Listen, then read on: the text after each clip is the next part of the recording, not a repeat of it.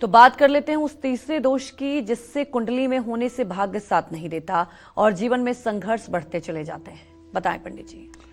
देखिए, बृहस्पति का अर्थ है गुरु और चांडाल का अर्थ है दानव। इस योग को बनाने में कुंडली में गुरु की अहम भूमिका होती है। कुंडली के किसी भाव में बृहस्पति के साथ राहु या केतु हो, या बृहस्पति की महादशा में राहु या केतु का अंतर हो, या केतु और राहु की दशा में बृहस्पति का अंतर हो, तो ये गुरु चांडाल योग का निर्माण होता है। आपकी कुंडली में ये दोष है तो माथे पर केसर का तिलक लगाएं, हल्दी या चंदन का तिलक लगाएं, भगवान विष्णु की उपासना करें। घर में बृहस्पति की शांति के लिए हवन कराएं, मछलियों को साबुत मूंग और काली उड़द खिलाएं, गुरुवार को व्रत रखें और दुर्गा सप्तशती का संपूर्ण पाठ कर सकते हैं तो करें। नियमित रूप से देवी बगलामुखी के अष्टोत्तर शतनाम का पाठ करें। अगर संभव हो तो दतिया, नलखेड़ा जैसे बगलामुखी के सिद्ध स्थानों में जाकर के दर्शन पूजन भी ऐसे लोगों को करना चाहिए। किसी भी महत्वपूर्ण काम को करने से पहले अपने गुरु और अपने घर के बुजुर्गों से सलाह जरूर लेनी चाहिए। पीले रंग की वस्तुओं का दान करना चाहिए। हर रोज गायत्री मंत्र का सुबह शाम पवित्रता के साथ जप करना चाहिए। अगर आप गलत संगत में हैं तो गले में तुलसी की माला धारण करके गलत संगत से बाहर निकलें, लेकिन ऐसा नहीं कि गलत संगत में भी रहें और तुलसी की माला भी धारण करें। आप जानते हैं, कुछ लोग पूजा पाठ बहुत करते हैं तो सोचते हैं कि अगर मैं छोटा मोटा कोई पाप कर दूंगा तो मेरे पूजा से मेरा पाप कट जाएगा। पाप कटेगा नहीं, पाप वज्रलेप हो जाएगा। क्या हो जाएगा?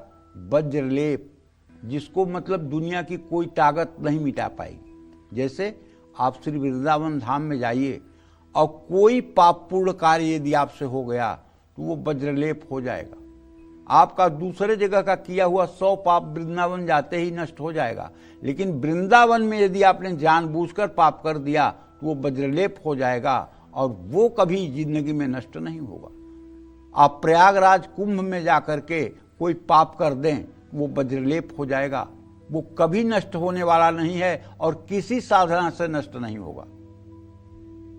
तो इसलिए नामापराध, धामापराध, इन सब चीजों से बचना चाहिए। अगर गले में तुलसी की माला धारण करते हैं तो आपको अपना खान पान सात्विक रखना चाहिए। आपको अपना चरित्र और अपने विचारों पर हर समय विचार रखना चाहिए। हर समय सम्यक रूप से आपको जीवन जीना चाहिए और कुछ भी ऐसा काम न करें जिससे भगवान असंतुष्ट हों।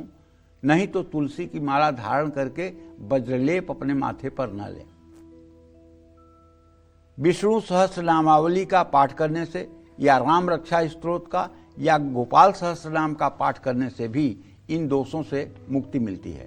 और मेरे आजमाए हुए उपाय में ये है, सबसे सस्ता और सरल उपाय मैं आपको बताना चाहता हूँ। किसी शिवालय या शिव मंदिर में पंचमी तिथि पर आपको खूब बढ़िया एकादशनी रुद्राभिषेक करना चाहिए और 1 ग्राम सोने का सिक्का प्रधान आचार्य को दान कर देना चाहिए। ये भी गुरु चांडाल योग का शर्तिया इलाज है, इसमें कोई दो राय नहीं है।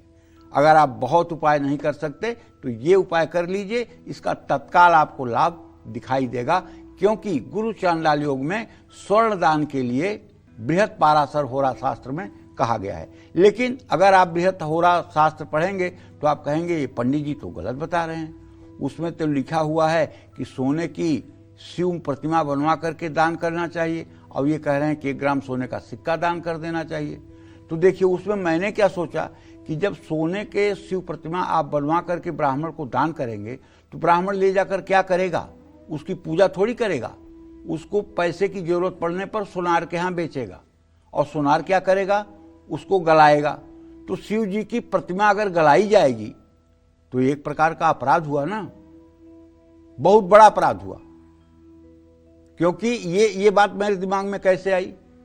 मिर्जापुर में आज के 25 साल के पहले एक मतलब कि बहुत बड़े जौहरी के यहाँ 250 ग्राम की सोने की दुर्गा प्रतिमा बिकने आई और उसने खरीदा और सोचा कि कहीं चोरी की ना हो, ले जाकर तुरंत उसको गलाने लगा। और जब गलाने लगा तो मतलब कि जो लड़का गया था सोने को गलवाने के लिए, वो चिल्लाने लगा, सिर दहाड़ रहा है, सिर दहाड़ रहा है, सिर दहाड़ रहा है। सब लोग जुट गए और बीमार हुआ, उसको हॉस्पिटल लेके गए। 2 घंटे बाद वो मर गया। और कम से कम उस घर में 4 अकाल मौतें 6 महीने के अंदर हुई। तो कहने का मतलब कि यदि कोई मूर्ति प्राण प्रतिष्ठित हो गई और उसको यदि आप गला रहे हैं आग में डाल करके, तो आप समझिए किसी जिंदे को ही आप जला रहे हैं। तो इसलिए मैंने हाथ जोड़ लिया। मैंने कहीं किसी को नहीं लिखा कि स्वर्ण प्रतिमा दान करिए। मैं यही कहता हूं, भैया सोना दान करना है ना, शिव जी का भावना करके 1 ग्राम सोने का सिक्का दे दो, वो ले जाकर अभी बेचे और चाहे कल बेचे, कोई आपको पाप नहीं लगेगा। तो इसलिए अगर आप पारसर होरा शास्त्र पढ़ेंगे तो आप कहेंगे अरे इसमें तो ये लिखा हुआ है और ये पंडित जी तो ये बता रहे हैं, तो मैं क्यों बता रहा हूँ उसका भी आपको कारण बता दिया। अब आपकी मर्जी हो, आप सोने का शिव बताइए, मुझे कोई दोष नहीं है, आप बताइए। जय मां विंध्यवासिनी।